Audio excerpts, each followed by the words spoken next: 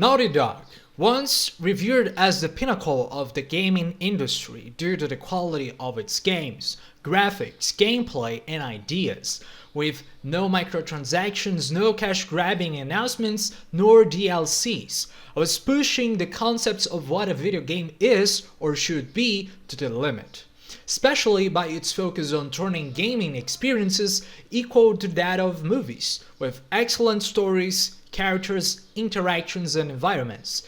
When Naughty Dog announced the game, you could be sure that it would be a masterpiece, impossible to dislike. That is, until 2020, when The Last of Us Part 2 was set to come out.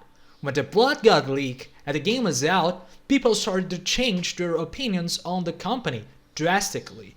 And with the recent trailer of their new game getting more than 70% dislike to like ratio, it is worth trying to uncover why did that happen. But here I'll try not to do anything objective. I'll just give my opinion on what I remember and what I see. And if you have anything to add to this video, please make a comment and help us to expand this discussion. So number one is fake trailers. Even though this is a very common practice, especially on big blockbusters like the MCU movies, where you have so many characters and you want to hide someone not to spoil the experience, or even add them, so you want people to get even more excited for this. When the trailers of The Last of Us Part 2 came out, since the first one in 2016, Joel, who was present at the trailer, was also expected to be in the game.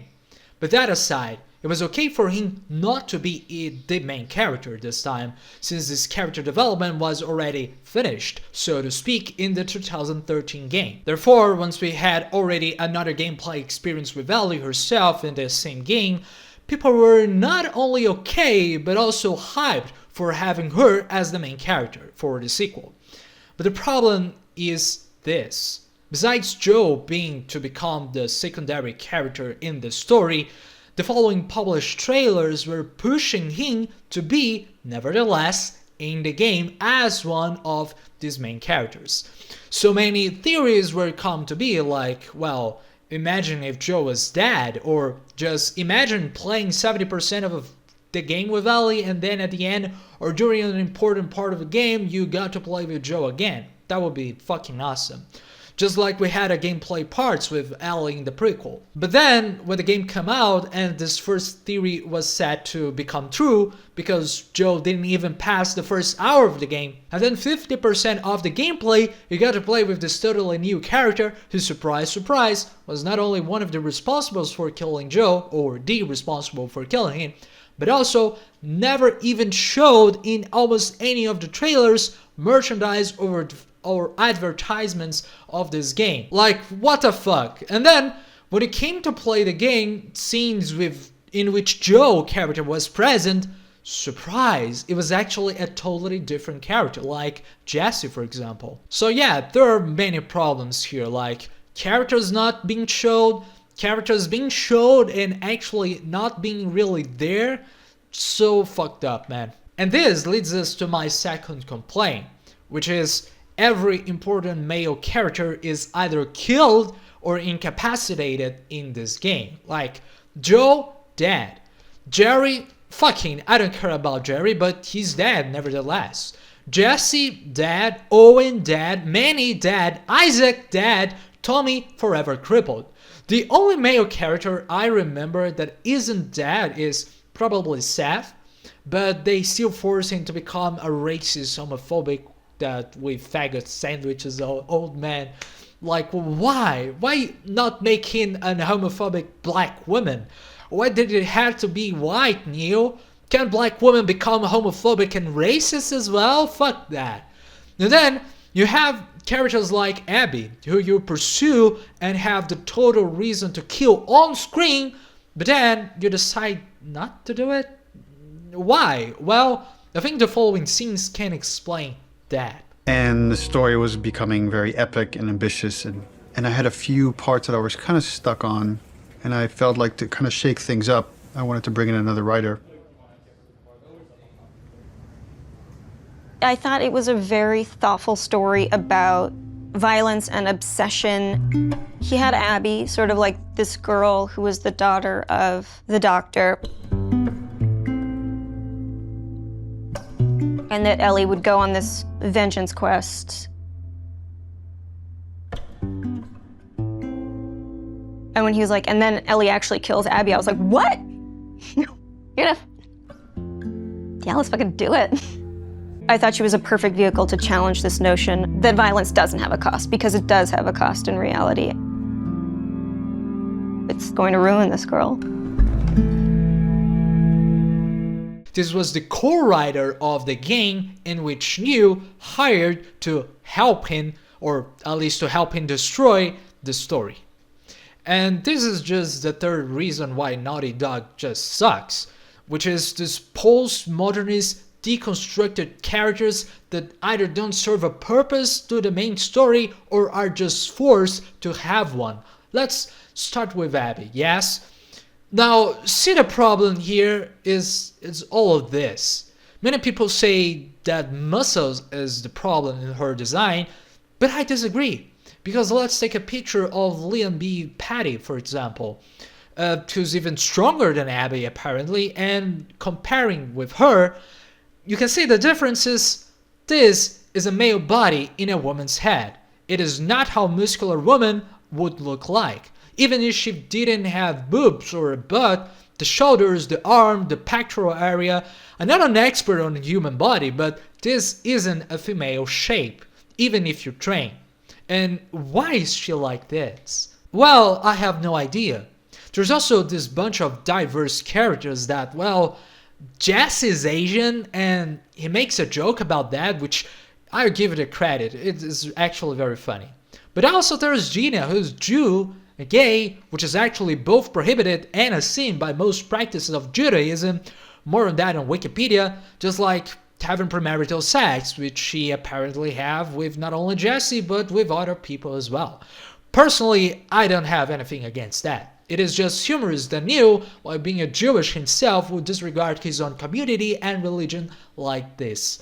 But anyway, the reason for why that is, well, apparently is because Ellie needed to have a baby, perhaps, without getting pregnant herself, without having to be subjected to a man as well. Well, okay, but at the end, it just feels forced. The relationship between Dana and Ellie had for me the same deftness of a CW TV show like Riverdale. And you want to know why? Well, I'm pretty sure the next scenes can clear that out. Not only is she contributing in a lot of ways, I feel like she's challenging what the story can be.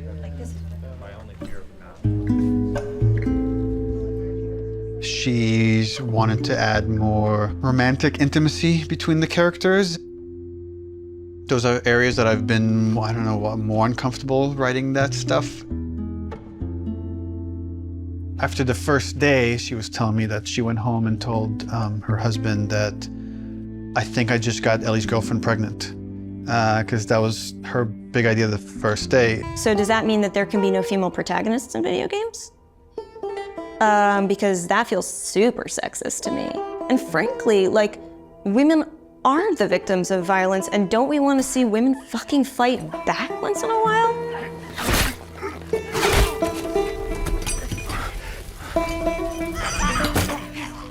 One article even like asked the question, were any women involved in the making of this? And it's like, yeah, the co-writer, the lead character designer, the lead character artist, all the actresses that worked on that scene.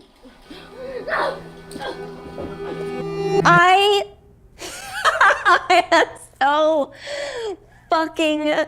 Here's what I hate about that article. I'm sorry.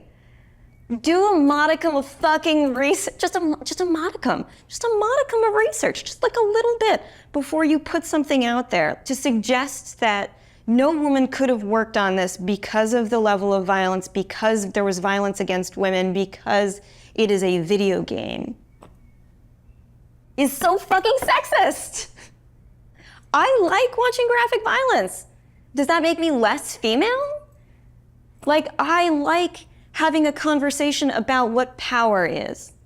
Does that make me less fucking female? I like working at a video game. I like playing video games. Does that make me less fucking female? Like, suck a dick. Don't put that in. I can't. I can't. Neil's gonna say put it in, but don't.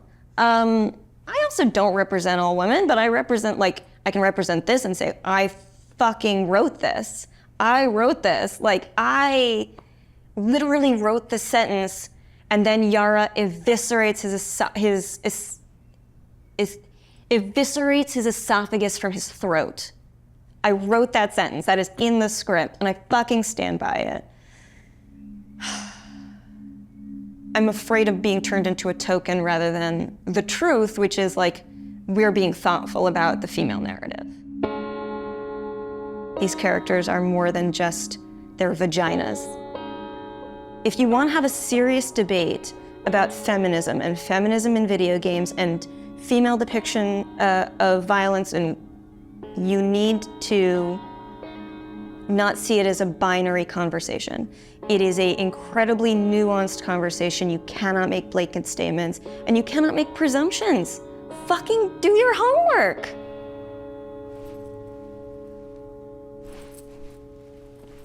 I'm right here. I'm tweeting. And no, this was not a parody of The Office, nor an Australian TV show. Do you remember when Neil Druckmann fired Amy Hennig from Naughty Dog, the woman that wrote most of the games or the company until then, just to have her replaced by this young blonde graduate woman that finished college, and the only interesting thing in her curriculum was probably that she was a feminist? Yeah? Well, anyway, let's move on. There are still some characters that seem to serve a purpose. For example, Mel, who's a pregnant woman during a war. Her character is still very dumb. Imagine having 6 months pregnancy and wanting to shoot zombies, terrorists, and climb 2-meter walls because, well, the script told you to do so. Talk about maternal instincts, right? And even with all of this bullshit, she still serves two purposes to the story, which are, first, to create drama between Abby and Owen, saying, boo-hoo, Abby was so thirsty for revenge that she lost the man of her life. Just like Ellie, oh my god, lost a woman of hers. And second is to create empathy between Ellie killing a pregnant woman while dating a pregnant woman herself. But you see the problem here? All of this just feels so forced. Would any of that really happen in a situation like that? Or would Mel just stay put on where she was instead of going to a war front with guns and so on? Many people on YouTube like Nikki Jakey already covered this part better than me, but overall, most of the characters of the game are diverse for no good reason. We can add Lev to this list as well, because I think the script just blows his character for me. Because by the time the developers get Abby to ask Lev about his motivations and his background, she just says, I don't care. Which for me just sounds like lazy scripted. Yara, his sister, then gives an explanation that it was because he was set to become one of the spouses of the ancients of the village or something like that, which, yeah, okay, that's a really good explanation. A character that doesn't want to be bound to being the wife of a pervert old man due to traditions and instead want to decide her own fate in her own life.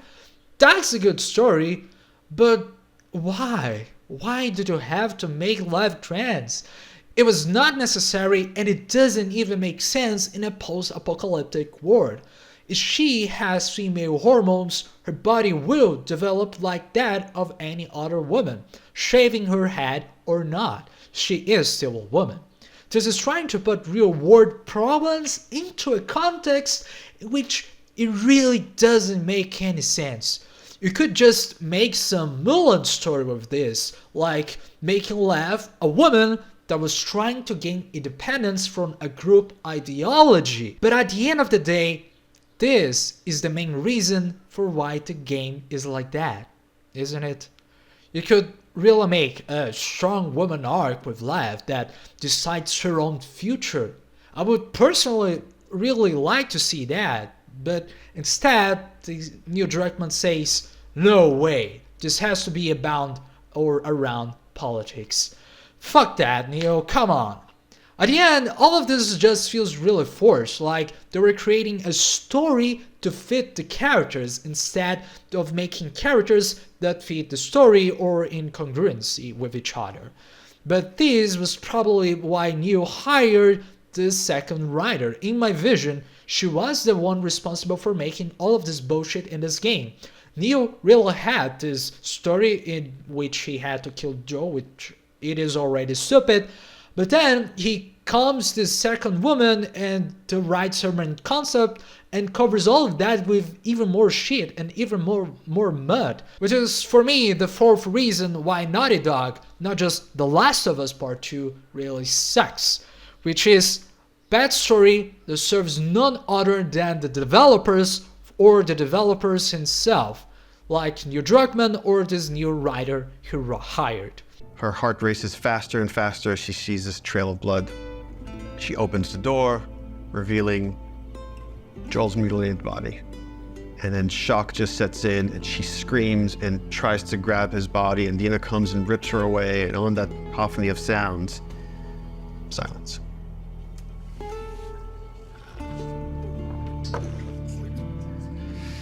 Oh, we're just getting started.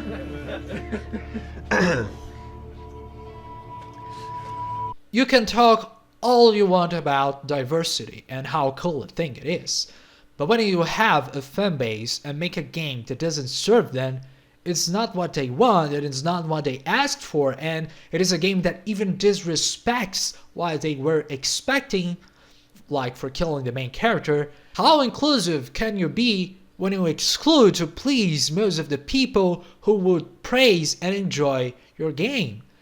For me, this is just narcissism, spending millions of dollars, millions of bucks, writing something and creating something that feels like a fan fiction, because you would enjoy seeing that. But what about other people? What about the developers? What would they like to see? I really like this very one clip in which Neil is saying how he kills Joe, and all of the developers in the room are like, man, this is not a good idea. You can really feel that in their faces. And like, have you ever considered what other people would want in your game, or is it just your own game? As you, Neil Druckmann, asked yourself once, who am I doing this for? For comparison, we can just state this. Ghost of Tsushima, which was launched around a month later after The Last of Us Part 2, with a budget of $60 million compared to $220 million of The Last of Us Part 2, is known to have sold 9.73 million copies in comparison to 10 million copies of The Last of Us. And I remember myself in that year when I wanted to play Ghost of Tsushima, but it was still on a full price even during the holidays, while The Last of Us was getting a 50% deal.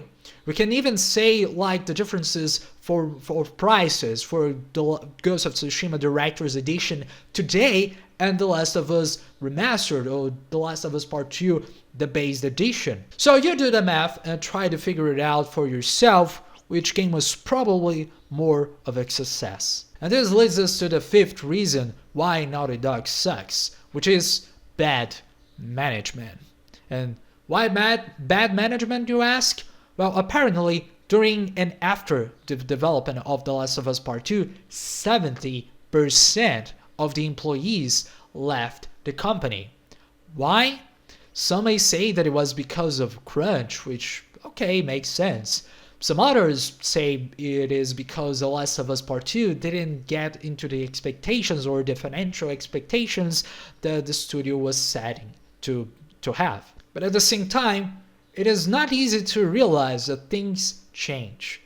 And Naughty Dog that made Crash Bandicoot isn't the same that made Uncharted 2 or even The Last of Us. And definitely wasn't the same that would like to be there for the next projects or for the company. I feel like at any given point, you'll go into the kitchen and you'll find people, what I would say, saloning about the game, like going deep philosophy into what's working, what isn't. People criticizing this or that. This doesn't look good. I don't like this scene. This doesn't work for me. I hate this. You know, like they're going to lunch and like expressing doubt to each other and like, is this going to come together? Is this the one that like screws Naughty Dog up? Let me just exude whatever confidence I have left. Let me try to bestow this person with it so they can feel inspired and go off and do their work. But then sometimes you're alone in the office and you're like, what if this doesn't come together? What if this is the one that sucks? What if this is the one that sinks Naughty Dog? So then you have to like kind of bury it, compartmentalize it. Who knows what damage it does to your body while you're doing that. I'm working on the game towards the end at home by myself, feeling very alone. And I said, who am I doing this for? Like, why? It's too much. And I barely squeaked by. Neil Druckmann didn't make the first The Last of Us by himself.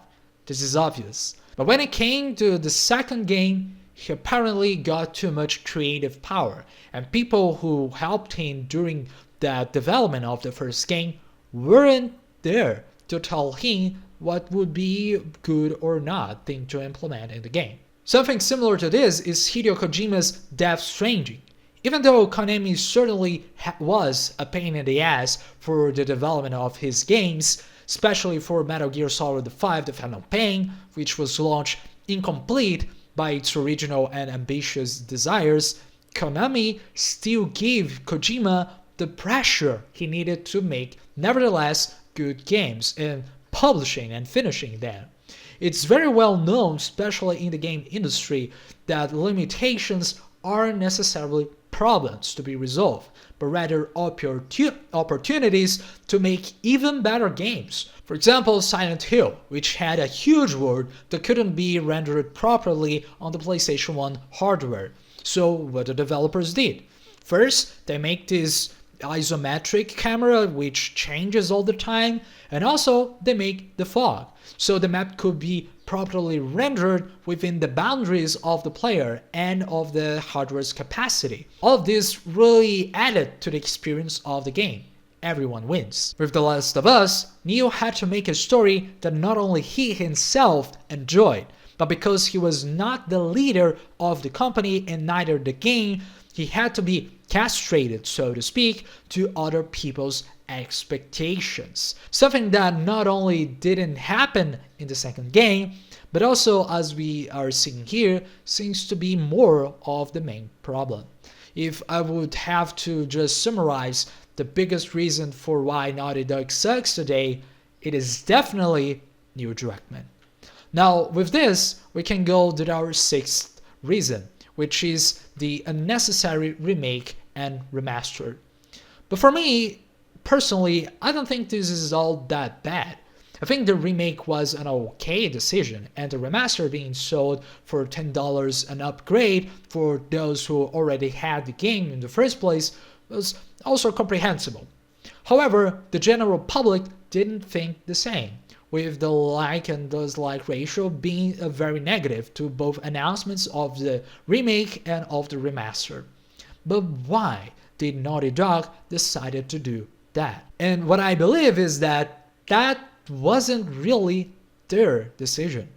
While Jim Ryan took over the position of PlayStation CEO between the years of 2019 and 2024, he did, let's say, a lot of damage. Though PlayStation was already doing or financing some remakes and remasters of games like Shadow of the Colossus, Final Fantasy VII, and Silent Hill 2, most of these, so to speak, unnecessary remakes and remasters of games like Horizon Zero Dawn, Until Dawn, and The Last of Us that we are having nowadays were made during his time as CEO. Other decisions of Mr. Jim Ryan were, for example, to put every PlayStation exclusive game on PC, like God of War, Spider-Man, Horizon Zero Dawn, and so on, probably with the desire of getting more revenue instead of expanding the name of the brand itself. But personally, I think the best decision he made was to make half of the PlayStation studios during his time to work on multiplayer live service games. Probably with the intention again of cash grabbing the players using their names, the names of the IPs. A very common practice in the US gaming industry for companies like the EA and Blizzard doing the same. Some of the games that were being produced during these times were, for example, The Last of Us 2 Fractions, an all-online multiplayer of The Last of Us Part 2 experience, which was probably taking a bunch of Naughty Dog's time and employees to be made. They were also set to do a Marvel Spider-Man 2 multiplayer and Horizon Zero Dawn multiplayer spin-off. And of course, who can forget, Concord was one of the products derived from this Jim Ryan era. Like, even though the project was already set to start, there were definitely some drastical decisions to changing the characters and so on during his time. But who knows? Maybe the new Japanese guy and this other dude, bald guy, have something better to offer to PlayStation. Who knows? Just only time will tell. Some other decisions that this guy, Jim Ryan, made was, for example, to buy Bungie for $4 billion. A company which doesn't have a single IP rather than Destiny, and was bought probably with two intentions in mind. First, to just make a spectacle and proper response to Microsoft buying so many different studios, which is in itself a story for another video, and two, to still invest in live service games. Like, just fuck Jim Ryan. This guy was the most American CEO you can imagine. He really nailed the coffin on himself. But anyway, I also don't think the remakes and remasters decisions were only due to these external factors outside Naughty Dog's self-management. I also believe that when 70% of your employees left your studio, you kind of get inexperienced people to work with, just like Assassin's Creed Shadows, that seems to be being made by people who never actually developed a video game before, and this is probably due to the layoffs that Ubisoft have made. Now, Naughty Dog had to train their new employees to know how to better develop games, and working on previous projects as well. And doing a remake and a remaster for me seemed like a good way to do just that. Technically speaking, the next Naughty Dog game has probably everything set to be very good. That is, unless it comes to a PC, right? Now, story-wise, I also have my doubts, but the culture of polishing the mechanics and the graphics is always amazing. We can just hope that they will keep doing that even with the new people around. And this is the topic for the last reason for why Naughty Dog sucks for me, which is this new intergalactic trailer that really shows what the company is set to become under Neil Druckmann's management. A studio which only cares to appeal to a public that doesn't really play video games at all, trying to care more about questions on the ideologies of today's world instead of making, again, a piece of media and work of art that is remembered throughout time, just like the old games from the company. Just like The Last of Us game, a story about a man who became a cynic due to his past and rediscovers his humanity again when set to become a father and even a male figure to his new daughter. Just like Uncharted, a story about a man that is adventurous, seeking treasures of the past with his friends and girlfriend, and even though he doesn't always get what he wants, he still does the right thing at the end. Or just like Crash Bandicoot, and this is in a way just a ripoff of Mario. A guy who goes after a girl and keeps coming after her no matter what. You know, all of this is really simple and really makes the stories to be repeated forever. It is like what the analytical psychologist Carl Jung will call an archetype. These are the things that exist within ourselves. And when we communicate with them, we have a good story and that feels pleasure to be consuming. If Neil Druckmann keeps trying to subvert the stories for his own narcissism of thinking what is good for other people instead of actually giving us or giving them what we want, I don't think Naughty Dog will survive for long. As one of the best gaming studios out there at least. If people want it to be a lecture, they will play Age of Empires, Civilization 6, or just watch, well, videos on the internet.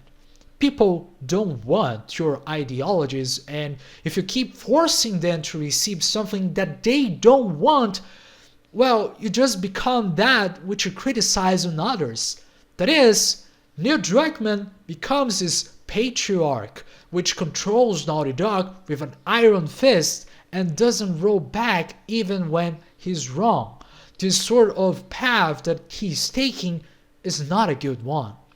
I just expect that he can see that and really give people what they want. I mean, the public at least. And at the end, all that we want is just good games. I really hope that Naughty Dog comes to this Joe or Uncharted or even Crash Bandicoot archetype.